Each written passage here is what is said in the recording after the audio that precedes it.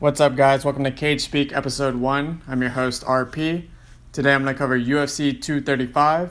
I'm going to cover 9 fights from this card, 1 from the early prelims, Gina Mazany versus Macy Chaisson, 3 from the prelims, Diego Sanchez versus Mickey Gall, Misha Cirkunov versus Johnny Walker, and Jeremy Stephens versus Zabit Magomedsharipov. I'm also going to cover every fight from the main card. For this podcast episode, I watched 13 hours of fight tape. I watched 3 to 5 fights generally for each fighter. There are only 3 fighters that I watched less than 3 fights for. Those 3 fighters are Tyron Woodley, Cody Garbrandt, and Zhang Weili. Okay, let's get started. Macy Chaisson versus Gina Mazany is going to be an interesting fight for me for a few reasons. One, Macy Chaisson has been a 145er, and she'll now be moving down. Instead of being a 145er, fighting 135ers moving up, she'll now be doing the opposite. Gina Mazany seems to have the style that most girls want to have against Macy. Macy in open space has really long, powerful kicks and punches. Her power is not to be trifled with, and it seems like all of her opponents know it. Every single pro fight, save for Pani Kianzad in the TUF finale, during every single one of those fights, her opponent has put Macy to the fence in the first round and tried to work from there because they don't want to mess with her in open space. In that Pani fight in the TUF finale, the only reason that didn't happen, in my opinion, is because Macy initiated the fence fighting and put Pani there. I don't think that Gina Mazany is going to be able to do much of anything if she gets that. The good news for her is that seems to be her main mode of operation. In open space, she throws open crosses or empty, naked crosses with no setup from the southpaw position. She doesn't have a whole lot of head movement, and she doesn't have a whole lot of backing up or lateral movement to add to that. I think if it stays in open space, Macy Chaisson is going to out-trade her and is going to force her into playing Gina's main game. And Gina's main game seems to be to try to put her opponent to the fence, which, again, every fighter has tried against Macy in her professional career, and then look for the outside right trip. Whether she's successful or not, I don't see her doing much of anything with it. The opponents that have been able to take Macy down in the first round have generally either let her get back to her feet or have been stalled out for the rest of the first round in full guard, close guard. If Gina does manage to get Macy to the ground, I don't see her doing anything in the first round. I certainly don't see her as a submission threat for Macy. Her jiu-jitsu is solid. I see her being the stronger, more athletic person. In the second round, I expect Gina to try to recreate this if it makes it to the second round at all. I expect Gina to try to put Macy to the fence, try to get her to the floor, and try to not wall and stall, that's not fair, but to get on top and stay on top. I don't think she'll be able to in the second round, if she even is in the first round. I expect her to be too tired in the second round, and she'll create scrambles for which Macy can get on top. Macy's really good at, once her opponent is tired or has spent a little energy, at using her superior athleticism to get on top and rain down hammers, because she hits hard, and once she gets that top position, she reminds you that she hits hard. She will put those paws in your face, and I expect that to happen to Gina Mazany in the second round at the latest.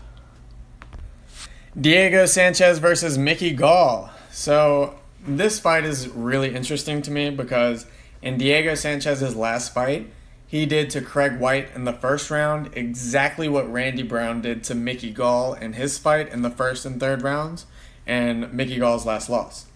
So Mickey Gall's last loss, Randy Brown managed to get Mickey Gall to the floor, get him into full guard, and get his head against the fence, and deny stand-ups while punishing Mickey Gall for trying to stand up. He landed several short elbows. He bloodied Mickey's face in the first round, and he definitely prevented Mickey Gall from getting back to his feet. That's exactly what Diego Sanchez did to Craig White in the first round of their fight. The issue is that in the second round, Diego Sanchez did not have the gas to recreate this, or so it seemed to me. I really expect that Diego's going to try to do this, try to recreate this strategy against Mickey. He may be successful in the first round, but in the second round, I don't think he'll have the gas to do it again. I expect that Mickey Gall in the second round will end up in a scramble, end up taking Diego Sanchez's back, and will finish with a second round rear naked choke. Misha Cirkunov versus Johnny Walker. I expect this fight to be a battle of patience versus impatience. Off the top, Johnny Walker has a 5-inch reach advantage, but I think his more important advantage is his eyes. If you watch Johnny Walker in any of his previous fights, his eyes are glued open. He looks like the Momo meme. He sees everything. And I think that in the Khalil Roundtree fight, he showed a lot of patience. He feinted his ass off for like the first 100 seconds without really doing a whole lot of anything. Just feint. I think that, or I expect rather, that Misha Cirkunov is going to become impatient with this, and Johnny Walker is going to be ready to capitalize. Misha Cirkunov does like to throw open crosses into like wild scrambles into the clinch. And if he ends up in a clinching situation with Johnny Walker, if he gets there without being punished in the first place, I expect him to hang out too long and for Johnny Walker to land something with those long limbs. Johnny Walker is very good at punishing people for hanging out in the clinch too long with him, as we saw with Khalil Roundtree in that elbow, as we saw in his fight on the Dana White Contender Series. He will punish you if you hang out in the clinch too long. He will try to hit that flying knee. He will try to get those bows in your face. And that's exactly what I see happening to Misha Cirkunov after what I expect to be a staring contest at the beginning where Johnny Walker feints. Misha Cirkunov is eventually going to say, fuck it. He's going to try to punch, and he's going to get punished for it.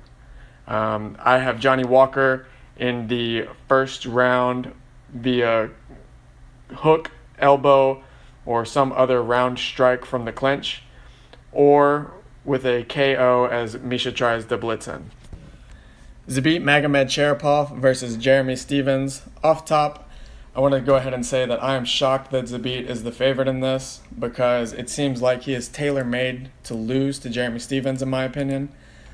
In my opinion, this is an MMA boxer with great takedown defense versus an MMA Taekwondo fighter with good takedowns but weak top control. Both of them like to switch to southpaw, but for different reasons. Zabit Magomedsharipov likes to switch to southpaw to hit that rear leg body kick. And Jeremy Stephens likes to switch to southpaw after he throws the orthodox cross so that he can then throw his left hand as a hook. Jeremy Stephens really likes to throw a hook whether he's an orthodox or southpaw. And even though he telegraphs it sometimes, that step in to southpaw hook is powerful and has worked for him in the past. When it comes to the grappling and the takedown artistry of Zabit Magomedsharipov, I don't see him being able to do a whole lot with Jeremy Stephens. Jeremy Stephens, in the fights that I watched against Frankie Edgar and Renato Moicano, he was able to be held down by those men in the first round, particularly against Moicano, and in the first and I believe the third round against Frankie Edgar. But that's about it. He's a difficult man to hold down, and Frankie Edgar got him to his butt more times than that. He just couldn't hold him there. He got him to his butt, Stephens got back to his feet, and Frankie Edgar had to reset. Frankie Edgar was very smart about timing whenever Jeremy Stephens would step into southpaw and hang out in southpaw too long. He timed a couple of really nice shots off of that, particularly in the first round. So with this fight, I'm expecting Jeremy Stephens to walk through and crowd Zabit very early, walk through his strikes, walk through his punches. Zabit's main mode of defense whenever he's being crowded is to post out the lead hand, but that doesn't do a whole lot to deter a very determined opponent from crowding him to the fence. Kyle Bochniak crowded Zabit to the fence at the beginning of every round, walking straight through that post. He didn't care about the punches, he didn't care about the damage. Really, Zabit is a threat of spinning shit and of the takedown artistry, but the top control isn't there, and even if it was, it's Jeremy Stephens that he's dealing with. Without a superb top control game, you're not going to hold Stephens to the ground. So what I'm expecting is for Stephens to come out and throw empty low kicks as he's wont to do, to slow Zabit down and to crowd him rather easily. I'm expecting a first round KO from Stephens, When Stevens is excited, he does get away from the rear straight cross, but he just exchanges that basically for a rear uppercut. So I expect him to do a lot of damage with his left hand, regardless of stance, and then to try to finish off with an uppercut. Zabit may be successful in tying up once he's eaten some shots, but unless Jeremy has drastically exhausted his arms trying to finish, I expect him to be able to get back to his feet, reset, and get back to work with hooks, uppercuts, etc. Cody Garbrandt versus Pedro Munhoz. I'm going to say Pedro because I really butcher his last name and I don't want to be disrespectful. In my mind, there are two versions of Pedro. There's normal Pedro and then there's Pedro after he's been hit. Normal Pedro to me is capable of lateral movement. He likes to jab as of his last few fights. He will throw both high kicks and low kicks. He looks to throw more straight punches in general. He will parry until he has to back up and then will back up in a straight line with his guard really high and wait for his opponent to stop striking so he can move forward again. Pedro, after he's been hit, will move straight forward and will not take a step back. He will spam low kicks and he will spam hooks and he will retain the same high guard when he has to with fewer parries. It's like he will plant, high guard, hook, hook, hook, low kick, high guard, hook, hook, hook, low kick. And then he may reset back to normal Pedro at some point. This happened in Brian Caraway several times. He switched from this mode of hook, hook, hook, low kick, high guard to normal Pedro, which is not getting hit or tagged, and moving laterally, throwing more straight punches, throwing high kicks. It was really interesting to see. How many times he switched back and forth between those two things in the Brian Caraway fight. Very interesting to me. I think Cody is going to back out and miss. I think he's going to dodge all of the low kicks of Pedro the way he did against TJ. And the TJ fights, he did a good job of kind of skipping backwards and missing the low kicks and making TJ do like a soccer kick to the air.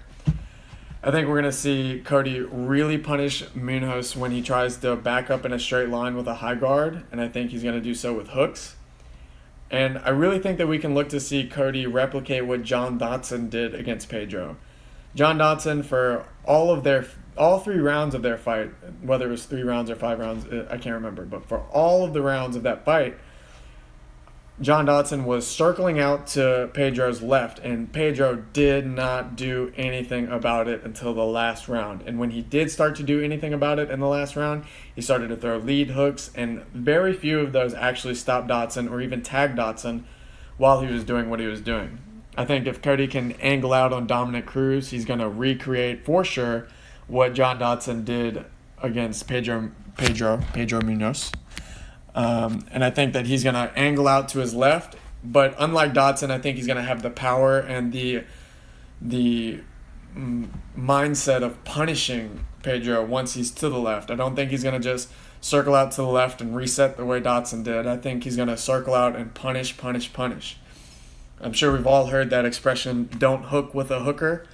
Well, Cody and Pedro are both quote-unquote hookers in this situation, and Cody is faster. He's the faster of the two, and if this turns into Pedro gets tagged and turns into zombie walking forward and spamming hooks and low kicks, I think he's going to lose. I think he's going to lose those hooking battles. I think he's going to eat some serious shots from Cody. I'm expecting a round 1 finish from Cody via superior hooks and angles. What situation he lands those hooks in will really depend on what version of Pedro's in front of him, whether he's backing up with his guard high and eats hooks, or whether he's trying to stand there and trade and gets angled out to the left, to his left rather, and eats a hook from there. But I think Cody's going to finish it in round 1 via hooks. Moving down the card, up the card maybe, we have Zhang Weili and Tecia Torres. Zhang has a really crisp jab, as well as a good check hook to prevent her opponents from moving in, as well as some really stiff side kicks and strong leg kicks to her opponent's lead leg. Zhang also does really well at getting her opponent to the floor if she can obtain double underhooks. She even pulled Danielle Taylor to the floor with 1 underhook after she lost her footing. Torres' main mode of operation seems to be to strike her way into clinching situation and then look for a takedown. Maybe it's the size, maybe it's the level of competition lately, but she seems usually unable to complete the takedown against the fence and often gets reversed. I think in open space we're going to see the superior range of Zhang really punish Torres. I expect her to just chew up Torres' leg, and for Torres to catch some jabs trying to answer shots. If she tries to punch her way into a clinch situation, I expect her to eat hooks for days. If Torres manages to get Zhang to the fence, I don't see her completing a takedown. I expect Zhang to land hard knees to the body the way that Joanna did to Torres in her first round, or in the first round of their fight.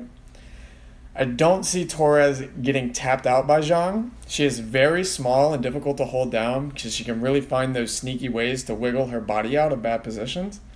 Small people are hard to hold down, especially in side control, where Zhang most recently did really good work against her last opponent, who was...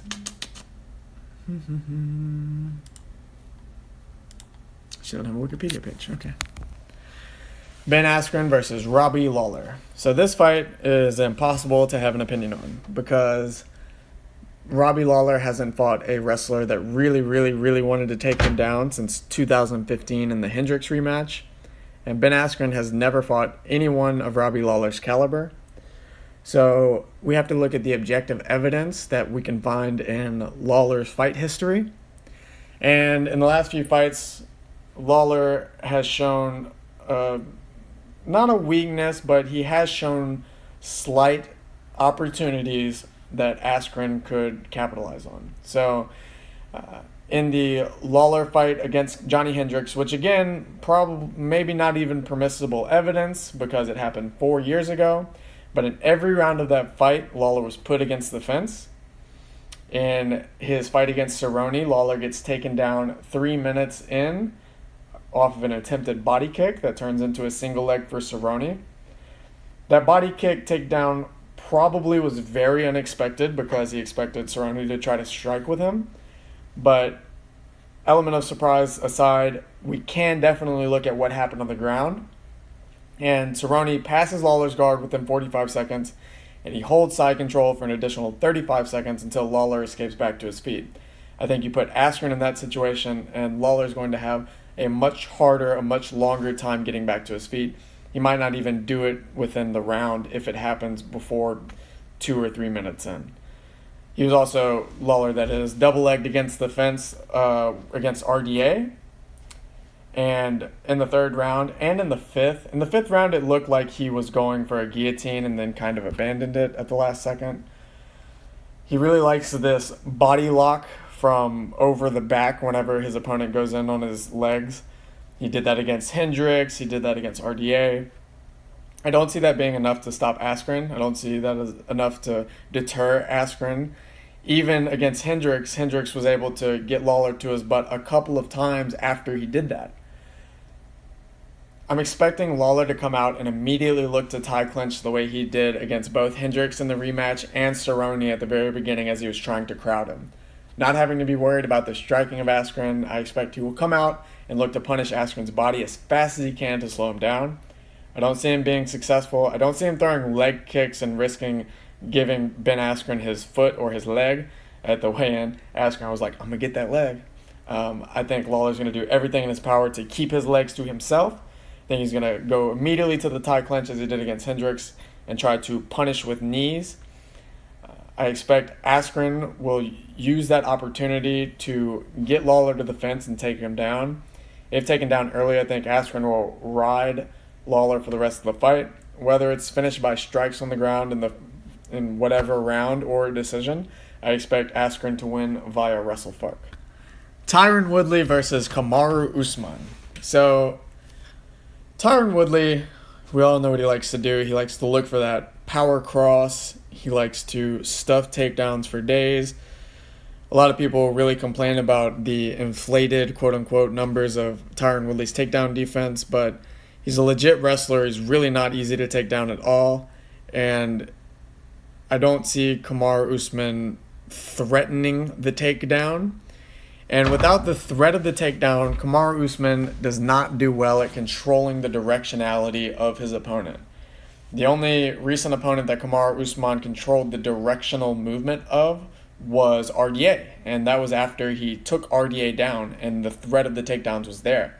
If you look at the Maia fight, Maia was able to stay within the inner circle for virtually the entire fight against Usman. He had no fear of the takedown. Maia really wanted it to go to the floor, obviously, and he's able to stay off the fence and keep the fight at kickboxing range.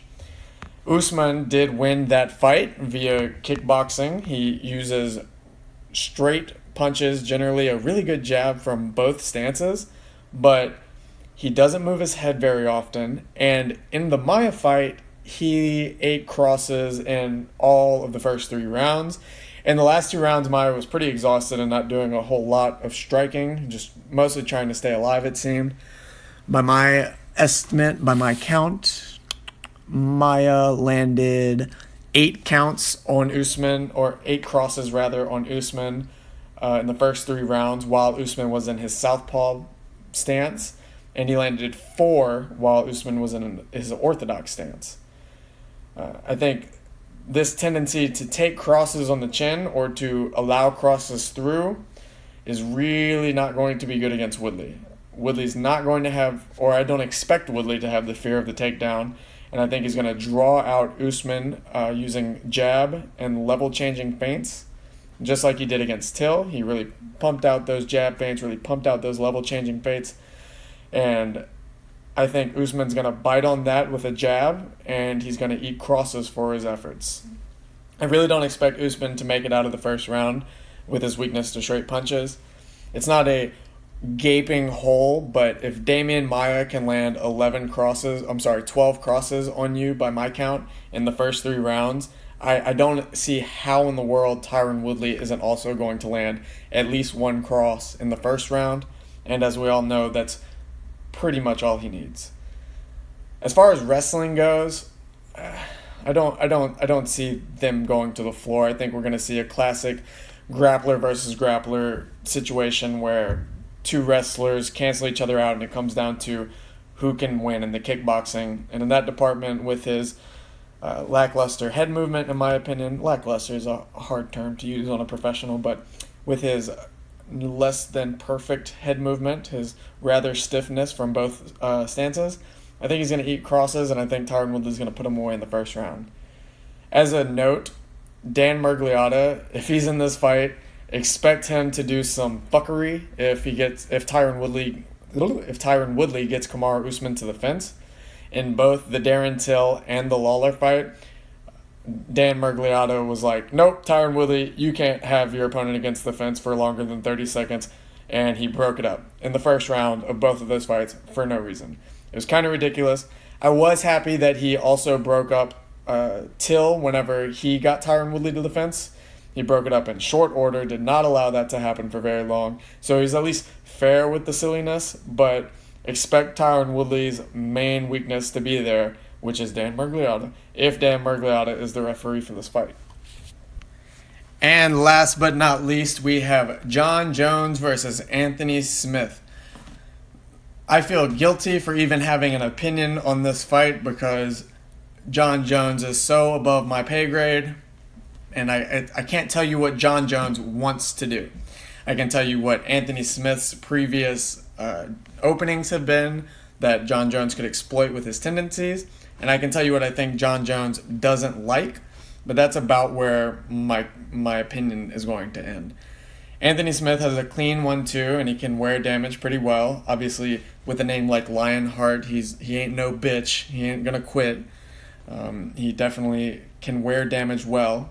In the Ozdemir fight, however, Ozdemir did a lot of damage to his lead leg, which was pretty apparent pretty quickly. He tore that leg up with outside and inside kicks to the thigh. I think if those were the targeted knee shots of the oblique kick from Jon Jones, that damage would be even more severe. It wasn't until the 3rd round that Smith in the Ozdemir fight started to answer the leg kicks by cracking off hard crosses, which he did so after the advice of his corner in between rounds. His coach said, whenever he throws that rear leg kick, I need you to crack off 2s like you've never cracked off 2s before, or something to that effect. And I can see him trying to do this against Jon Jones.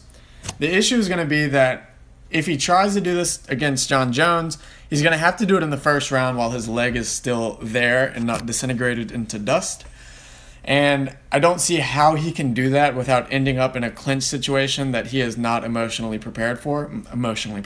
He's emotionally prepared for it, but I don't see how he's going to be able to crack off twos onto Jon Jones without ending up in a clinch situation that he is not technically prepared for. Because Jones will look to clinch, and he will look to stop that forward pressure with the threat of takedowns, with the threat of striking in and out of the clinch. He is very good at determining when and where the clinch happens and when and where the clinch ends. Jones is also very seasoned in destroying legs, so he's very good at escaping after he's landing these leg shots, these oblique kicks. If you notice, after he throws leg kicks and his opponent tries to come forward, he often stiff arms out and backs away, resets, and goes back at the legs. I can't tell you what Jon Jones wants to do a lot of the time because he's one of the GOATs, but I can tell you one thing he doesn't like to do, and that's box someone with a healthy lead leg. He does not like that. This is apparent to me in both the Daniel Cormier fight and the OSP fight. OSP has the Tyron Woodley ass and legs of the lightweight division, or light heavyweight division, I should say. And he's just got tree trunks, man.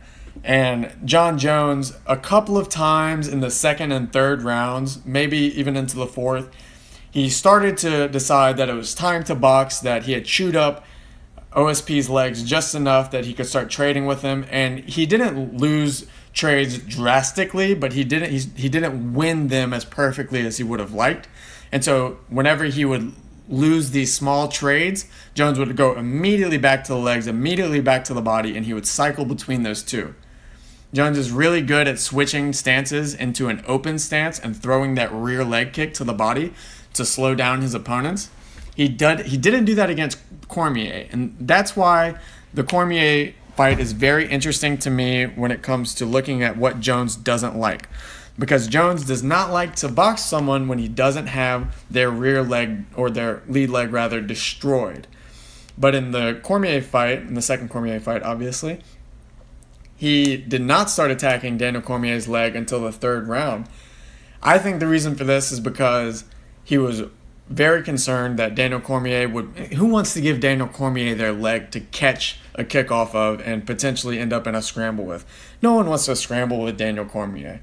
So instead, in that fight, Jones, in the first two rounds, he really did a lot of southpaw crosses, very long southpaw crosses at that, and he used that to keep Daniel Cormier at range. But in the second round, after addressing some takedown attempts from Daniel Cormier, it seemed like Jones was much more comfortable, much less scared of the takedown, or I shouldn't say scared, much less concerned about the takedown, and from there started to attack the lead leg as per his normal routine. Destroy the lead leg, end up in clinches and boxing situations that you can win because your opponent isn't mobile or as mobile as they would be otherwise, and go from there. I think that if Anthony Smith is to win, he'll have to attempt to recreate what he did in the third round of the Ozdemir fight, punish those kicks to the lead leg with straight punches, but he'll have to do it again without ending up in a clinch situation that he's not ready for or that he can't win. But I don't think he's going to be able to. I think Jones is really good at retreating after punishing the lead leg, and that he's going to... I think Jones is going to end up on top in probably the end of the second round or the beginning of the third round after all but obliterating Anthony Smith's lead leg. And I think he's going to finish the fight from the top with strikes, as he did against Gus. He may be petty because he can be petty, I suppose, and he may try to submit Smith, but I don't see him wasting time on it if he could just pound his face into the ground. That's how he finished Daniel Cormier. That's how he finished Gus in the rematch. I think that's what we see here. I think Anthony Smith is going to he's going to have a hard time keeping his leg alive, and if he does win, he's going to have to do it early while that leg is still functioning.